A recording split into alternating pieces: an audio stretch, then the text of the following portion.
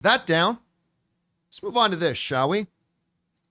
If you're thinking about going to see The Crow this weekend, and you started looking around to find some reviews, and you're like, my internet must be busted, because I can't find any reviews. You're not alone. You know why? There are no reviews out there, even though the movie comes out today. It has nothing to do with Spectrum. Has not even Spectrum's fault. Right now, you can't see my screen, but I'm looking at the Rotten Tomatoes page right now for The Crow. Not a review to be seen. The movie literally opens in a couple of theaters in a few hours. It's today. Keep him guessing. They made the decision to not lift the review embargo until tonight at 7 p.m. Eastern Standard Time. I have said for years, and many others have as well, that folks, when a movie studio holds a review embargo to the day before the movie comes out, that is a giant red flag that the studio has absolutely no faith in the movie. And my philosophy has always been, if you got no faith in your movie, why should I? It's not often that it happens, but it happens from time to time. You know what happens really rarely? Like, I can maybe only remember 2 or 3 times in my life this happening. The review embargo literally not lifting until after the movie has literally opened in a number of theaters across the country. I can really honestly think of only 1 or 2 times. This is so rare. Now, look, I am one of the rare people who've been out there kind of standing up for this Crow movie. It's true.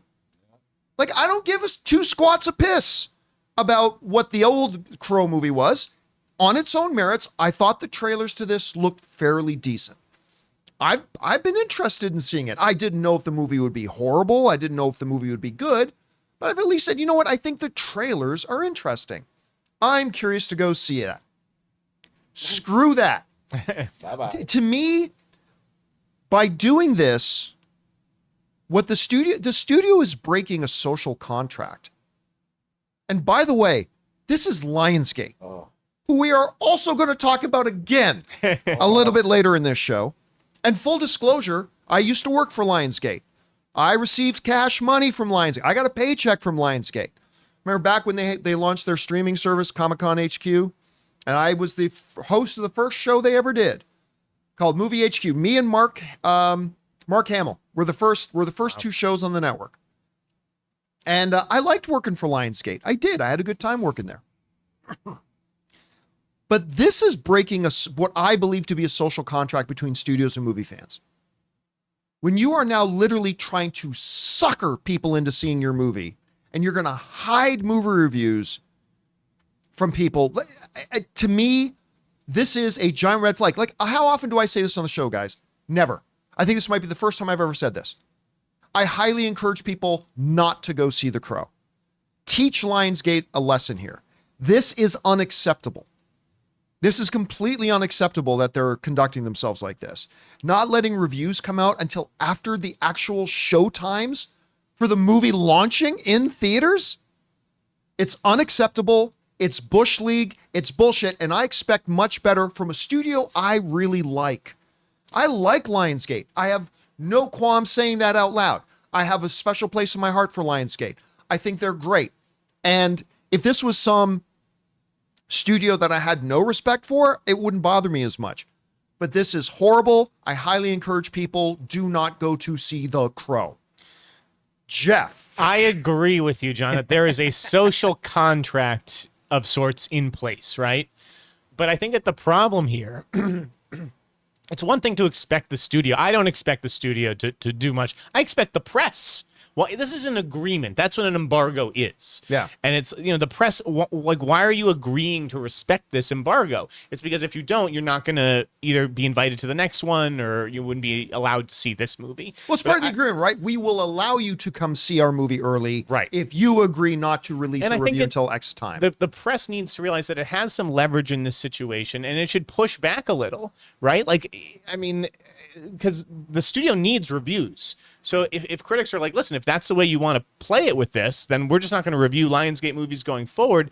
I don't think that's what the studio wants. Or maybe it is. Maybe that's the whole point. It's like, we wish we could just release these movies in a vacuum and there were no reviews. You know what Lionsgate is going to say? Fine, we'll make up our own critic reviews. Oh wait, no, that's for a later story. You're jumping ahead, John. Getting ahead of ourselves. That's for a show, a story later in the show. Okay, I'm sorry. Wait until you hear what Pauline Kael thought of this, the Crow reboot, guys.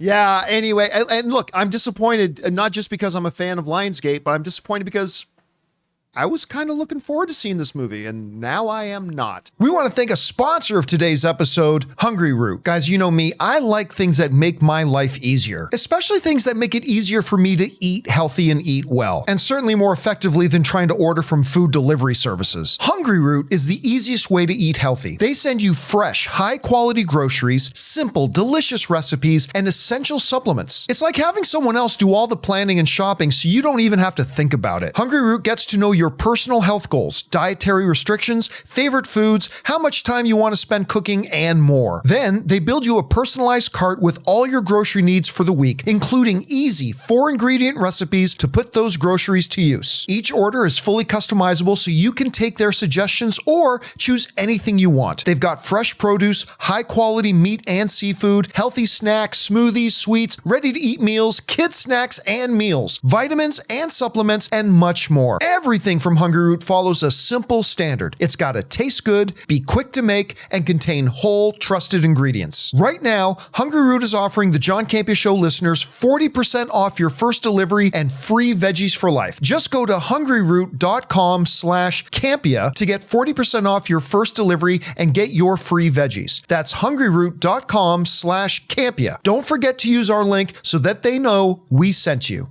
Anyway, guys, question is for you. What do you think about this?